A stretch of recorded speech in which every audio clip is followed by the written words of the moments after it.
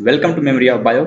आज हम लोग रिवाइज करेंगे chapter number 20 locomotion and the movement. सबसे पहली बात, ये दो नेम क्यों है, इनमें अंतर क्या है। तो लोकोमोशन मतलब होता है अगर आपकी बॉडी की पोजीशन चेंज हो रही है, मतलब एक जगह से आप दूसरी जगह पे जा रहे हैं तो उसको बोलेंगे लोकोमोशन। और मूवमेंट मतलब बस मूवमेंट हो रहा है उसी जगह पर, कहीं आप घूम रहे हैं। तो आपको ऐसा लग रहा होगा लोकोमोशन क्या पॉसिबल है बिना मूवमेंट का।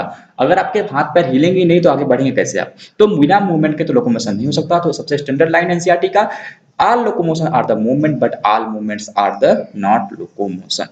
अब एक चीज और आता है एनसीईआरटी में कि देखिए जरूरी नहीं है लोकोमोशन के लिए आपके लिए कोई स्टैंडर्ड हो, स्टैंडर्ड ऑर्गन काम करे, और मूवमेंट के लिए कोई स्टैंडर्ड ऑर्गन काम करे, ऐसा इंपॉर्टेंट नहीं है। लोकोमोशन बिना से दोनों लोकोमोशन एंड मूवमेंट सेम चीजें से हो सकती हैं, ये भी आपके एनसीईआरटी में लिखा है।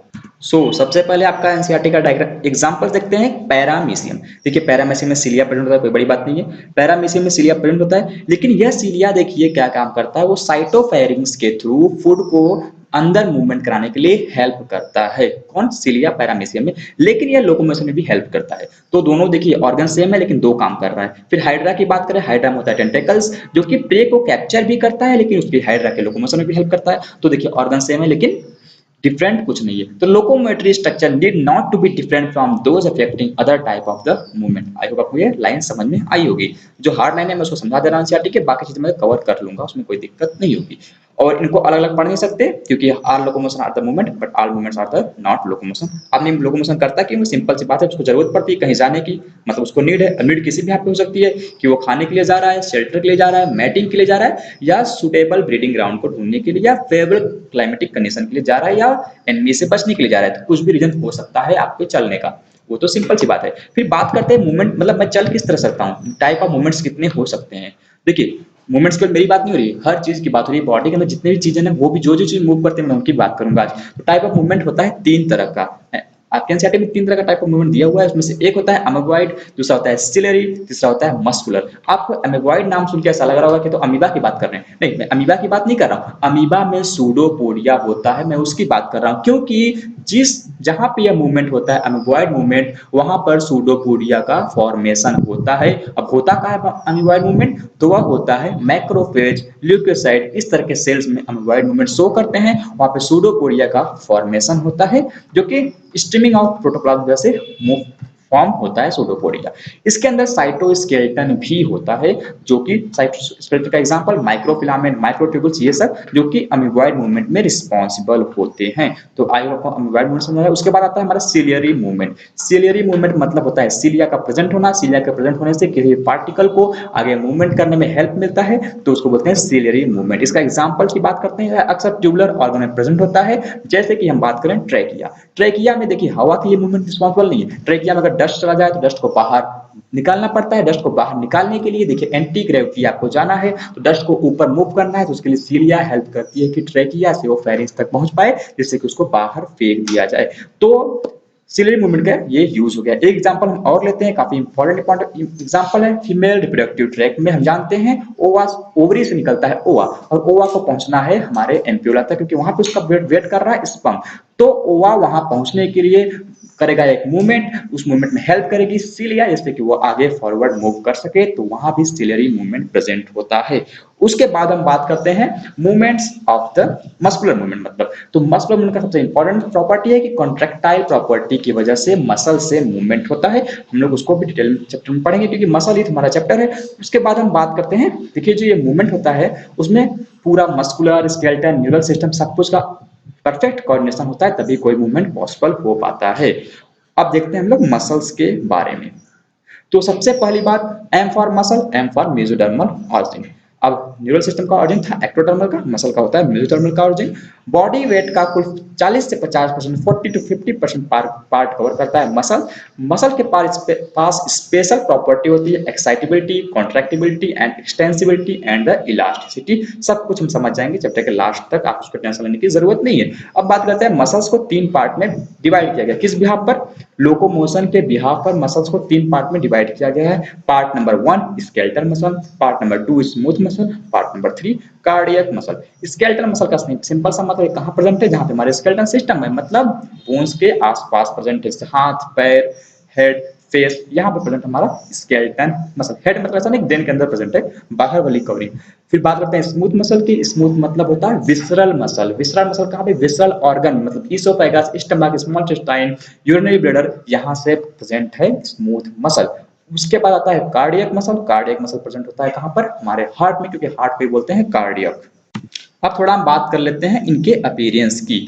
तो अगर कोई मसल्स माइक्रो, अब हम मसल्स को अगर माइक्रोस्कोप से देखते हैं, अगर उसमें स्ट्रिप्ड प्रेजेंट है तो उसको बोलेंगे स्ट्रिप्टेड या स्ट्रिएटेड मसल, अगर नहीं प्रेजेंट है तो नॉन स्ट्रिएटेड मसल्स।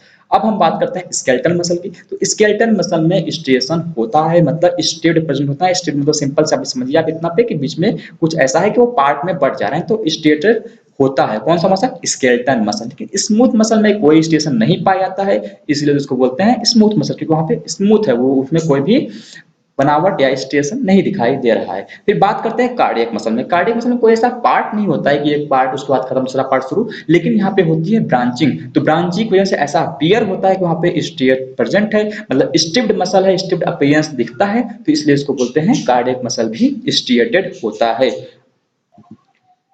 अब बात करते हैं इनके कंट्रोल की। मतलब कोई मसल हमारे कंट्रोल में है या नहीं। हमारे कंट्रोल मतलब हम उसको अपने विल पावर से मूव करा सकते हैं या नहीं। अगर करा सकते हैं उसको बोलेंगे वॉलंटरी मसल, अगर नहीं करा सकते हैं तो उसको बोलेंगे इनवॉलंटरी मसल या नॉन वॉलंटरी मसल। क्या मुझे ऐसा बोलना चाहिए जिस मसल को मैं मूव करा सकता हूँ वो नर्वस सिस्टम से कंट्रोल होता है, जिसको नहीं करा सकता हूँ वो नर्वस सिस्टम से कंट्रोल नहीं होता है? अगर आप ऐसा सोच रहे हैं तो बिल्कुल गलत है।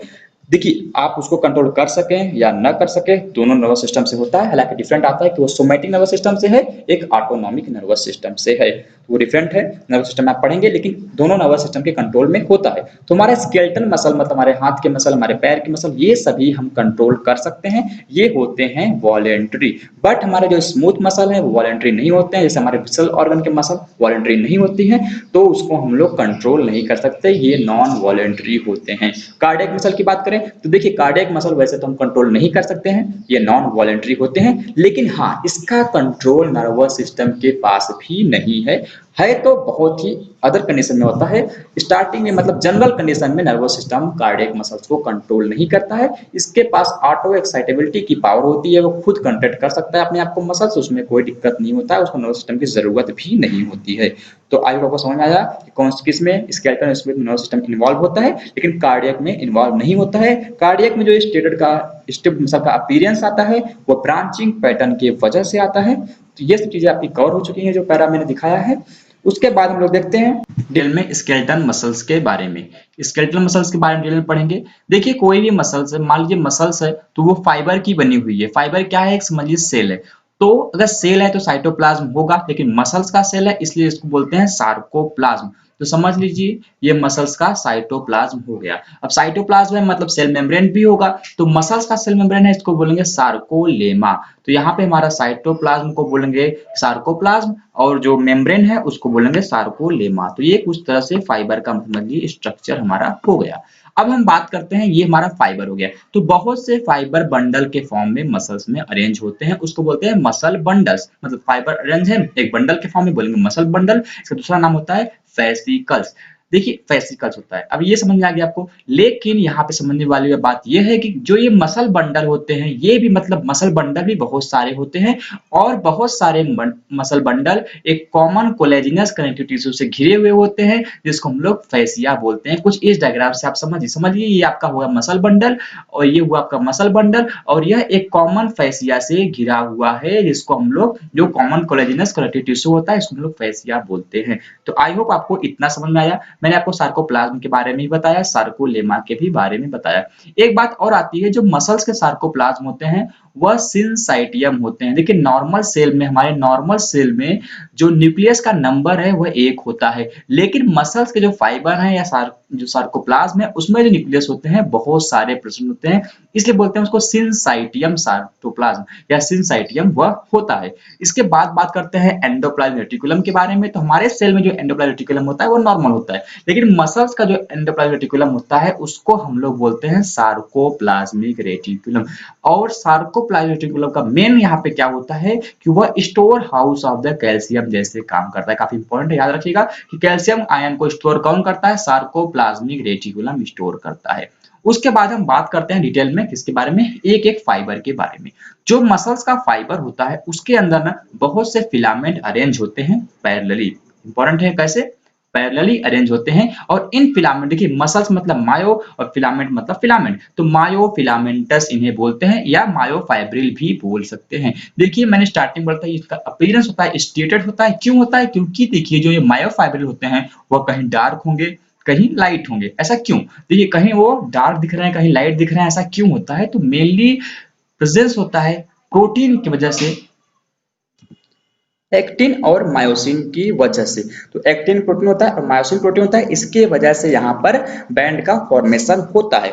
तो जो डार्क बैंड होता है उसका वजह होता है myosin. Myosin protein dark band का फॉर्मेशन करती है, और जो लाइट बैंड होता है उसका फॉर्मेशन करता है एक्टिन प्रोटीन। देखिए लाइट बैंड को आई बैंड भी बोलते हैं, मतलब आइसोट्रोपिक बैंड भी बोलते हैं, और डार्क बैंड को ए बैंड, मतलब वो हुआ एनाइसोट्रोपिक बैंड। याद कीजिएगा, ए बैंड मतलब डार्क एनाइसोट्रोपिक, और एक्टिन मत जो कि आई बैंड होता है आइसोट्रोपिक बनाता है, वो लाइट होता है। तो देखिए सिंपल सी बात याद कैसे करेंगे, कोई ज्यादा लॉजिक नहीं है उसमें याद करने के लिए, द हार्ड भी नहीं है। देखिए एल में, एल ऐसा लगता है कि इसमें आई का पार्ट, मतलब एक लिम्स इसका ले लीजिए तो आई हो गया, तो जो लाइट है वो आई बैंड, सिंपल सी बात है, और वो बनता किससे, एक्टिन से। तो इतना समझ में आया आपको। उसके बाद हम देखते हैं कि इसका रियल में स्ट्रक्चर कैसा होता है। वो आप ध्यान दीजिएगा, डायग्राम्स में सबको समझा दूंगा, फिर आप लोग पैरा को भी मैच कर सकते हैं। देखिए होता क्या है, जो ये आई बैंड होता है, समझ लीजिए आई बैंड कुछ इस तरह प्रेजेंट होता है, ये आई बैंड, और इसी के बीच में मतलब ए बैंड प्रेजेंट होता है कुछ इस तरह से, आप देख सकते हैं। तो ये हुआ आई बैंड, फिर ए बैंड, तो ये मान लीजिए एक हमारा आई बैंड हुआ, दो आई बैंड हुआ, फिर उसके बीच में ए बैंड। और जो ये आई बैंड होता है इसको बीचों बीच एक इलास्टिक फाइबर की लाइन काटती है, बीचों बीच आई बैंड को एक इलास्टिक फाइबर की लाइन काटती है, जिसको हम लोग बोलते हैं जेड लाइन, जिसको हम लोग बोलते हैं जेड लाइन। समझ लीजिए कोई फाइबर लाइन एक काट रही है इसको, इसको हम लोग बोलेंगे जेड लाइन। तो ये हुआ हमारा जेड लाइन, आई होप को समझ में आया। ये हुआ हमारा जेड लाइन। तो जेड लाइन दोनों तरफ से काटेगी, किसको काटती है, आई बैंड को बीचों बीच काटती है। तो ये यहाँ भी काट रही है, तो कुछ इस तरह से यह डिवाइड करती है किसको, आई बैंड को बीचों बीच। क्या होती है, यह इलास्टिक फाइबर होता है जो कि आई बैंड को बीचों बीच काटता है, इसको हम लोग बोलते हैं जेड लाइन। जेड लाइन इसको हम लोग बोलते हैं। तो और ये वाला हमारा क्या था, आई बैंड था, ये हमारा ए बैंड था, तो वो कुछ इस तरह से हो गया। अब देखते हैं, तो देखिए आई बैंड को जेड लाइन मतलब एक इलास्टिक फाइबर काट रहा है, तो ये एक साथ अलाइन रहेंगे, लेकिन ए बैंड को एक साथ रखने के लिए क्या होता है, तो वहां पर भी होता है एक थिन फाइब्रस मेम्ब्रेन। क्या प्रेजेंट होता है, थिन फाइब्रस मेम्ब्रेन, जिसका काम होता है इसको एक साथ रखना। तो उस मेम्ब्रेन को बोलते हैं हम लोग एम लाइन। तो यहाँ पे एक लाइन और बन गया, उसको बोलते हैं एम लाइन। एम लाइन क्या होता है, थिन फाइब्रस मेम्ब्रेन होता है जो पूरे ए बैंड को एक साथ रखता है, टुगेदर होल्ड करके रखाता है। तो देखिए यहाँ इतना समझ में आया आपको। उसके बाद कुछ चीजें आपको पता होनी चाहिए, जैसे एच जोन क्या होता है। तो देखिए यहाँ पे मैंने आपको बताया कि समझ लीजिए ये हमारा हुआ ए बैंड और ये हमारा आई बैंड। तो दो आई के बीच में जो गैप है उसको बोलते हैं एच जोन, जहां पर केवल ए बैंड होता है लेकिन आई बैंड नहीं पहुंच पाता है, उस पार्ट को बोलते हैं हम लोग एच जोन। तो आई होप आपको इतना समझ में आया। तो the central part of thick filament not overlapped by the thin filament is known as the H zone. अब एनसीईआरटी के इस डायग्राम्स को समझते हैं हम लोग। तो देखिए सबसे पहले ये दिखाई दे रहा है, तो इसमें क्या समझना है कि समझिए ये हमारा हुआ आई बैंड, दो आई बैंड प्रेजेंट हुए, बीच में आया हमारा ए बैंड, और ये हुआ सिंपल सा। तो समझिए ये हमारा आई बैंड था, इसको बीचों बीच काटने वाला कौन सी लाइन होती है, जेड लाइन। तो ये हमारा आई बैंड था, इसको बीचों बीच काट रही है जेड लाइन, और ये हमारा ए बैंड है, इसको बीचों बीच काटेगी एम लाइन। तो कुछ इस तरह से होता है।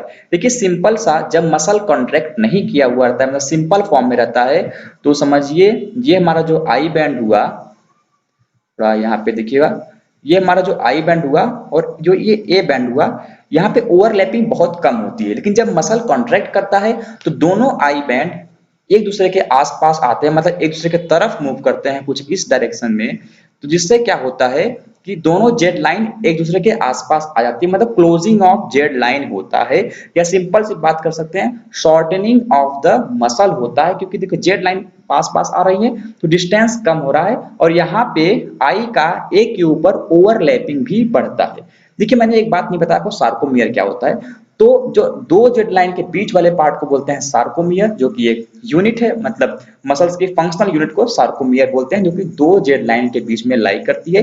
एक सार्कोमियर में दो हाफ आई बैंड आते हैं, एक ए बैंड आता है।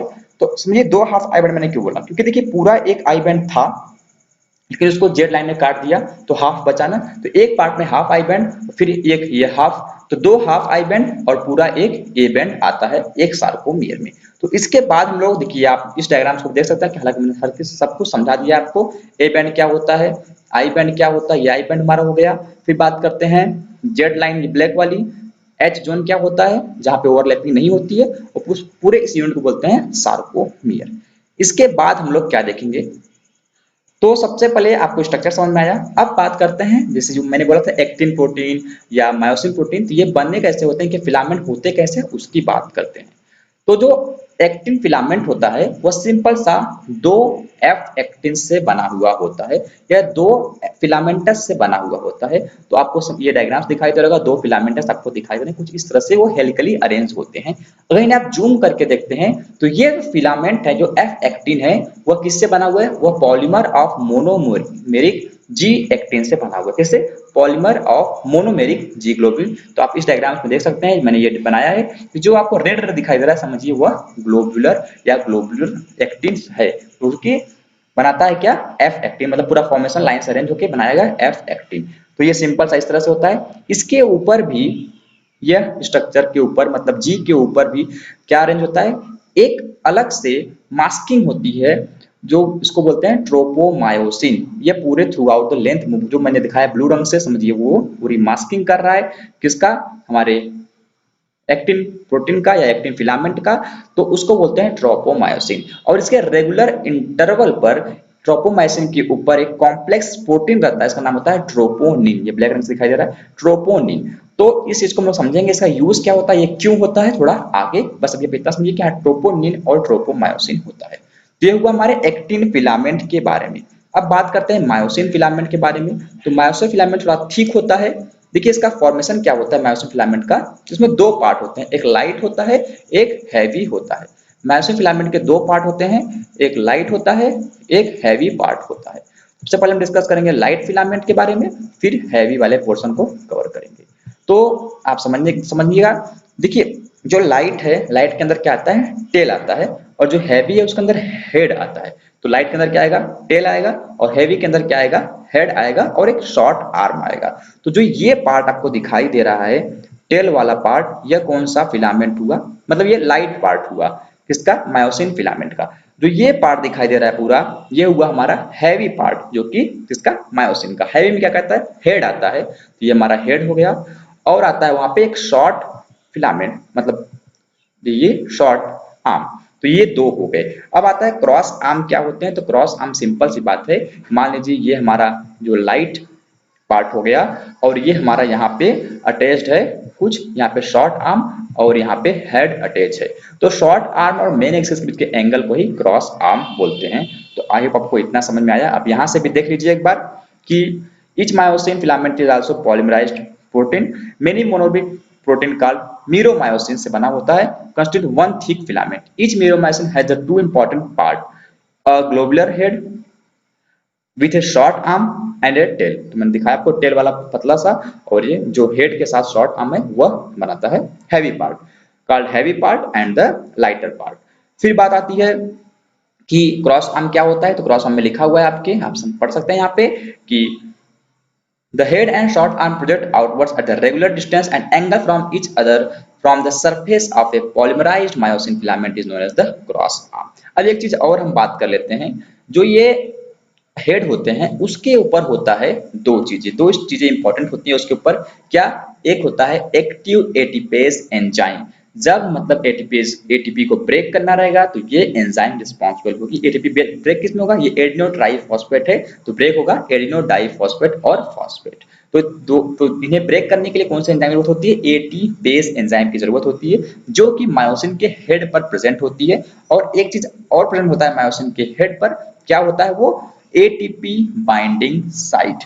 तो समझ में आया आपको, एक तो प्रेजेंट है is active ATPase enzyme and has a binding site for ATP, and एक प्रेजेंट है एक्टिव साइट फॉर एक्टिन। दो चीजें प्रेजेंट है, क्या क्या, एक तो एटीपी का बाइंडिंग साइट है, मतलब यहाँ पे एटीपेज एंजाइम भी होता है और एटीपी बाइंड भी करते हैं, एक पार्ट ये हो गया।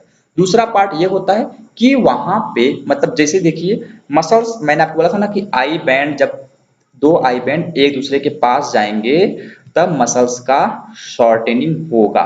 समझिए ये हमारा कुछ इस तरह से हो गया, जब दो आई बैंड एक दूसरे के पास जाएंगे तब मसल्स का शॉर्टनिंग होगा।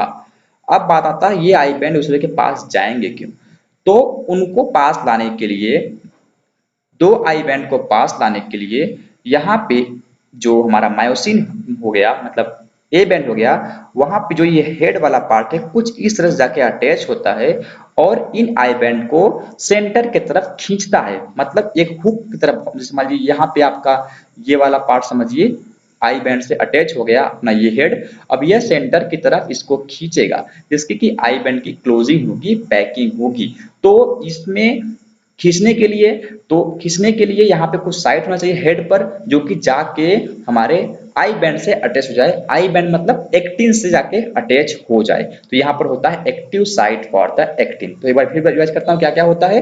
एक तो होता है एटीपी को बाइंड करने का साइट, वहां पे एटीपेज एंजाइम प्रेजेंट होता है। दूसरा होता है एक्टिव साइट फॉर एक्टिन, तो ये दोनों मिल करके वहां पे बाइंड होते हैं और दोनों आई बैंड को सेंटर की तरफ खींचते हैं। अब देखिए जो मैंने बोला था कि मैं बताऊंगा आपको बाद में, यह ट्रोपोमायोसिन का काम क्या होता है। तो ये ट्रोपोमायोसिन एक्टिन के ऊपर मास्क, मतलब एक्टिन को कवर करके रखते हैं कि जनरल कंडीशन में, मतलब जब मसल्स को एक्साइट नहीं करना है, मसल को कॉन्ट्रैक्ट नहीं होना है, उस केस में कहीं मायोसिन का हेड एक्टिन से बाइंड ना हो जाए और उसको सेंटर की तरफ खींच न दे, इसलिए उसको कवर करके रखते हैं हमेशा। जब जरूरत पड़ती है इसको हटाया जाता है, मतलब इस ट्रोपोमायोसिन को हटा दिया जाता है जिससे कि हमारा मायोसिन का हेड जाके एक्टिन से अटैच हो जाए और उसको सेंटर की तरफ खींच पाए। तो जरूरत पड़ने पर हटाया जाता है, ऐसे वह मास्क होता है किसके थ्रू, ट्रोपोमायोसिन के थ्रू। हटाते कैसे हैं अभी हम आगे पढ़ेंगे। तो आई होप आपको इतना समझ में आया, बेसिक स्ट्रक्चर समझ में आया। अब बात करते हैं कि मैकेनिज्म ऑफ मसल कंट्रैक्शन, कैसे कैसे मसल कंट्रैक्शन का काम होता है। तो सिंपल सा, पहली बात तो ये स्लाइडिंग फिलामेंट थ्योरी से समझाया गया। मैं बोल रहा हूँ ना आई बैंड को खींचा जाएगा, तो समझिए एक बात कि आई बैंड अगर सेंटर की तरफ आ रहा है मतलब वो ए बैंड के ऊपर स्लाइड कर रहा है, तो इसको बोलते हैं स्लाइडिंग फिलामेंटस थ्योरी। तो अब हम समझते हैं ये होता कैसे है। सिंपल सा एक जनरल फ्लो चार्ट से हम लोग समझ जाएंगे, आपको थ्योरी पढ़ने की जरूरत भी नहीं पड़ेगी।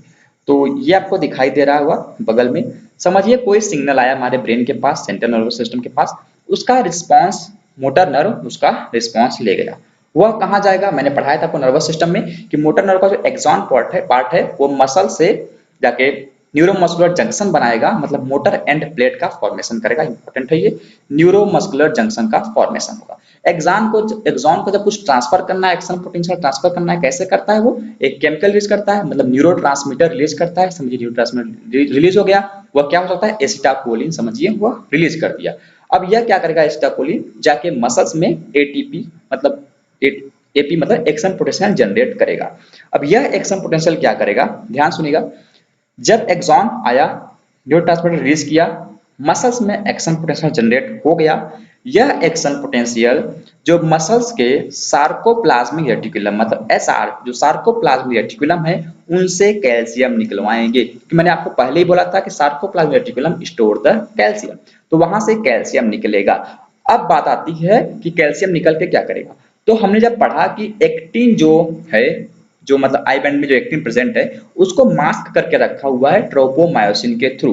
अब इस मास्किंग को हटाना है, जिस मास्किंग को कैसे हटाएंगे, ट्रोपोमायोसिन को हटा करके। ट्रोपोमायोसिन को कैसे हटाएंगे, मैंने बोला था कि रेगुलर इंटरवल पर एक प्रोटीन प्रेजेंट है, इसका नाम है ट्रोपोनिन। तो उस ट्रोपोनिन पे अगर कैल्शियम बाइंड हो जाए तो ये मास्क हट जाता है। तो जो सार्कोप्लाज्मिक रेटिकुलम से कैल्शियम निकला वह जाएगा ट्रोपोनिन पे अटैच होगा, और ट्रोपोनिन से अटैच होते ही यह ट्रोपोमायोसिन हट जाएगा तो हमारा यह सेल कुछ इस तरह से हो जाएगा, मतलब हमारा आई बैंड या बोलते हैं एफ फिलामेंट कुछ इस तरह से हो जाएगा।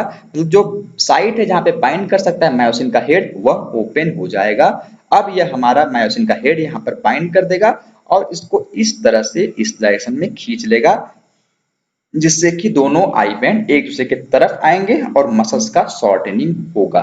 तो आई होप इतना समझ में आया आपको किस तरह से पूरा काम चलता है, किस तरह से मसल शॉर्टनिंग होती है। एक बार फिर रिवाइज कराता हूँ कि सिग्नल आया ब्रेन में, ब्रेन से क्या हुआ एक्सॉन, फिर वहां से न्यूरोट्रांसमीटर रिलीज हुआ, न्यूरोट्रांसमीटर क्या होगा एक्शन पोटेंशियल जनरेट करेगा मसल में, एक्शन पोटेंशियल क्या करेंगे सार्कोप्लाज्मिक रेटिकुलम से कैल्शियम निकलवाएंगे, ये कैल्शियम क्या करेगा जाके ट्रोपोनिन से बाइंड होगा, ट्रोपोनिन क्या करेगा ट्रोपोमायोसिन को हटाएगा जो कि मास्किंग है मतलब अनमास्किंग है ट्रोपोमायोसिन करेगा, फिर ट्रोपोमायोसिन के हटते ही क्या होगा एक्टिन पर मायोसिन अटैच होगा और वो मायोसिन मायोसिन क्या करेगा एक्टिन फिलामेंट को टुवर्ड्स द सेंटर खींचेगा, जिससे क्या होगा एच जोन का डिस्टेंस कम हो जाएगा।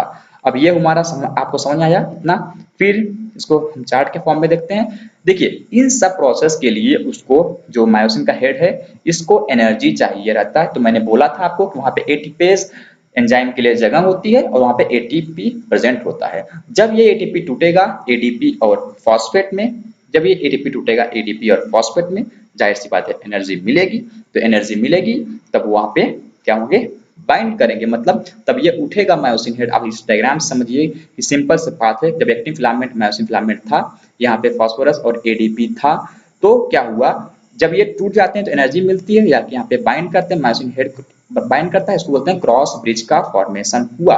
अब ये खींचने के बाद क्या होता है, फिर से खींचने के बाद क्या होता है, फिर से फॉस्फेट और एडीपी आपस में जुड़ जाते हैं, फिर से एटीपी बना देते हैं और एटीपी के बनते ही जो मायोसिन का हेड है वो एक्टिन को छोड़ देता है, मतलब फिर से नॉर्मल कंडीशन आ जाती है। अगर फिर से जरूरत है फिर से एटीपी को ब्रेक किया जाएगा, फिर से उसके पास एनर्जी आएगी, तो फिर से क्रॉस ब्रिज का फॉर्मेशन होगा और फिर से ये प्रोसेस कुछ इस तरह से चलता रहेगा।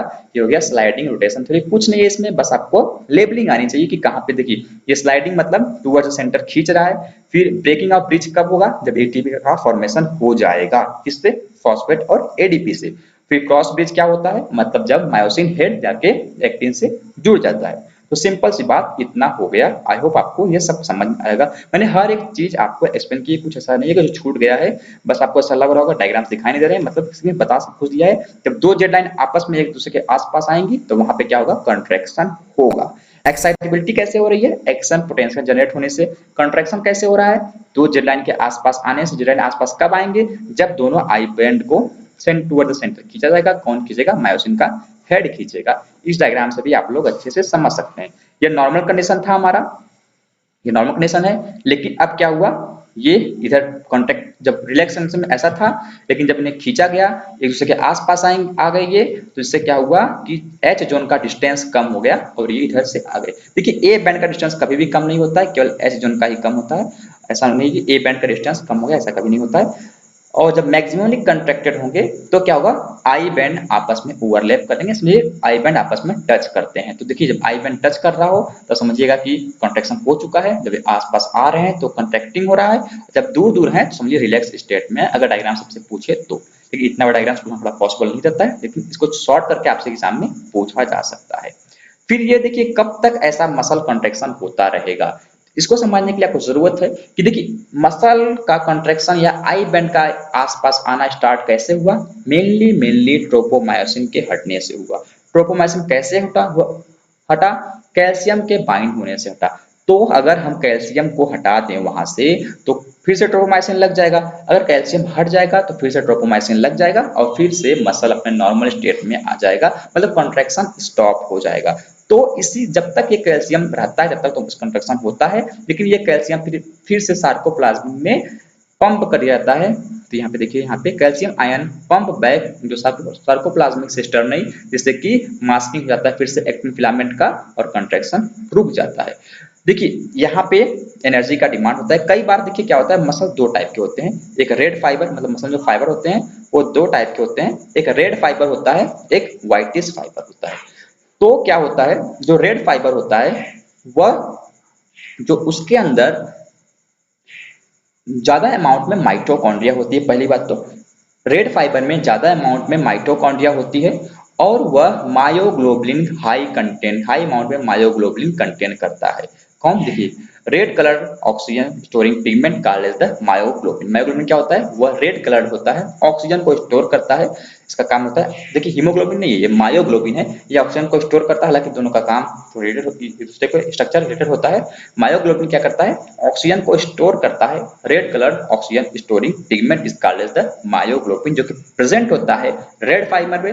रेड फाइबर में माइटोकॉन्ड्रिया भी ज्यादा होती हैं, इसलिए यहाँ पे एटीपी का प्रोडक्शन भी ज्यादा होता है। लेकिन व्हाइट में माइटोकॉन्ड्रिया कम होते हैं, मायोग्लोबिन भी कम होता है, इसलिए तो व्हाइट दिखता है। जब मायोग्लोबिन नहीं है, इसलिए वो व्हाइट अपीयरेंस इसका होता है।